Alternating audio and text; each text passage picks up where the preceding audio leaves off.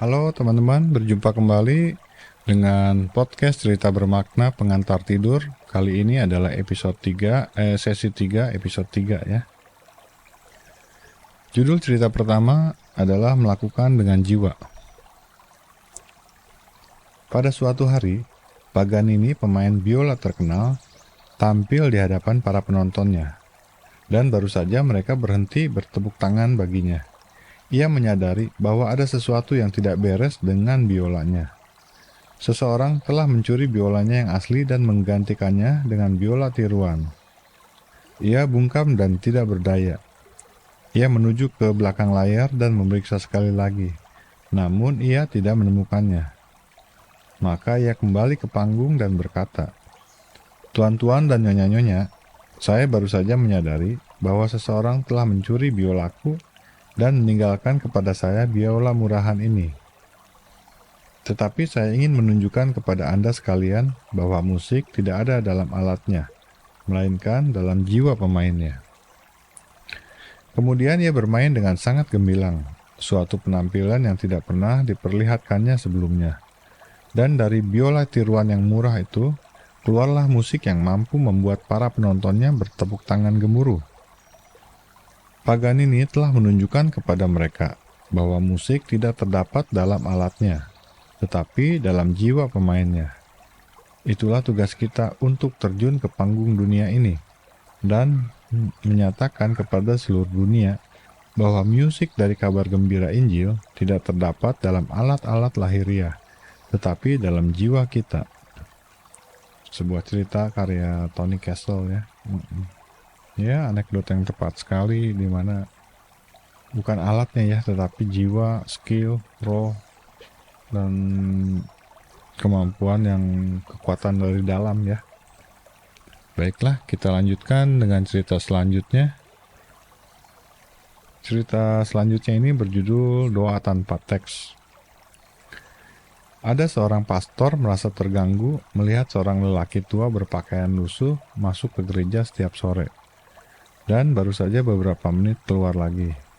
Apa yang dilakukannya dalam waktu sedemikian singkat itu? Ia menyuruh penjaga gereja untuk menanyakan lelaki tua itu. Ia khawatir jangan-jangan orang tua itu mencuri sesuatu. Menjawab pertanyaan penjaga gereja, orang tua itu berkata, "Saya pergi berdoa." "Ah, mana mungkin," kata penjaga itu. "Anda tidak pernah berada cukup lama di dalam gereja untuk berdoa."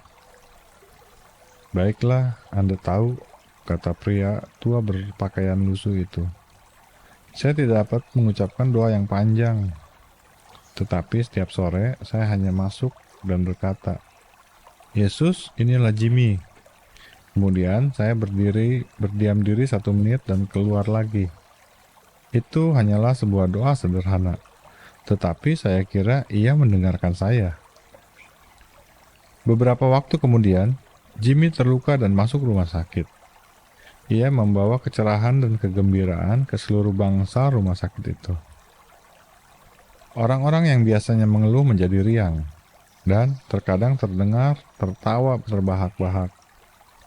"Jimmy," kata seorang perawat pada suatu hari, "orang-orang berkata bahwa engkaulah yang menyebabkan perubahan suasana dalam bangsal ini.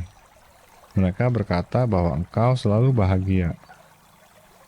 "Engkau benar, suster. Saya tidak dapat berbuat lain kecuali berbahagia. Engkau lihat, para pengunjungku setiap hari membuat saya bahagia." "Pengunjungmu?" tanya perawat itu. Ia tidak pernah melihat seorang pun datang mengunjunginya. "Pengunjungmu? Kapan mereka datang?" "Setiap hari," katanya. Dan sinar matanya semakin cerah. "Ya, setiap hari pukul 12, ia datang dan berdiri di sudut kaki tempat tidurku.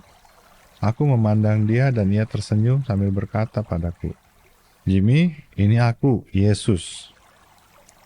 Sebuah cerita karya William Aitken. Wah, luar biasa ya. Cerita anekdot ini juga dibuat ulang ya dalam versi Indonesia ya. Kalau nggak salah Acong atau siapa gitu. "Tuhan, ini aku Acong." Nah, sama seperti ini ceritanya ya. Ini adalah satu cerita yang luar biasa ya. Begitu simpel namun intinya kena. Baiklah, kita lanjutkan satu cerita lagi.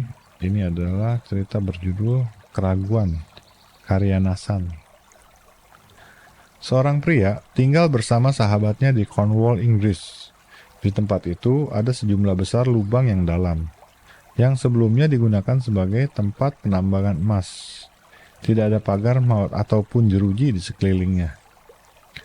Suatu hari, tamu ini berjalan-jalan keliling dan tersesat. Ia terjebak dalam kegelapan. Berjalan terlalu berbahaya, tetapi duduk dan menanti hingga pagi terlalu dingin. Maka ia maju perlahan-lahan dengan sangat hati-hati, namun kakinya tergelincir, dan ia terperosok ke dalam salah satu lubang itu. Untunglah salah satu tangannya masih dapat menggapai dan memegang sebuah batu karang di sisi lubang itu. Di situ ia bergelantungan sangat ketakutan. Kakinya terjuntai. Sekitar 20 menit kemudian, ia merasa tenaganya sudah terkuras habis dan akan segera melepaskan tangannya itu, lalu jatuh dan mati. Dalam keadaan ketegangan batin yang semakin memuncak itu, ia melihat secercah cahaya dari kejauhan yang datang mendekatinya. Ia berteriak dengan sekuat tenaga yang masih tersisa. Ketika para penolong itu tiba dan mengarahkan cahaya lampu kepadanya, yang pertama mereka lihat adalah bahwa kakinya bergelantungan tepat di atas tanah liat dasar lubang itu. Lubang itu telah terisi tanah dan hanya tersisa persis setinggi badan orang itu. Jadi semua kengerian dan ketakutannya itu adalah sia-sia belaka. Iya, lucu ya. Kita nggak pernah tahu berapa tingginya. Semalaman dia berpegangan, takut jatuh, ternyata dasarnya hanya nggak terlalu jauh dari kakinya. Oke, itu cerita terakhir pada malam hari ini. Kita akan lanjutkan dengan cerita-cerita yang lain, tentu saja cerita-cerita bermakna ya, pada episode selanjutnya. Selamat malam, sampai jumpa.